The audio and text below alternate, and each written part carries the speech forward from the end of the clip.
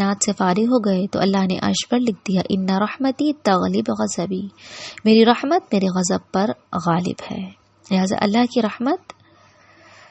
ہے جو اللہ اپنے بندوں پر نازل فرما رہے ہوتے ہیں کہ جو شخص تم میں سے برا کام کر بیٹھے جہالت سے، پھر وہ اس کے بعد توبہ کر لے اور اصلاح کر لے، تو اللہ کی یہ شان ہے کہ وہ بڑی مغفرت کرنے والا ہے اور بڑی رحمت والا ہے۔ اب دیکھیے اللہ رب العالمین اس آیت میں اگر انسان گناہ کر بیٹھے تو اس نے کیا کرنا ہے اس کا حل بتا رہے ہیں۔ ہم میں سے ہر بندہ، کوئی بھی ایسا نہیں جو گناہوں میں ملوث نہ ہو،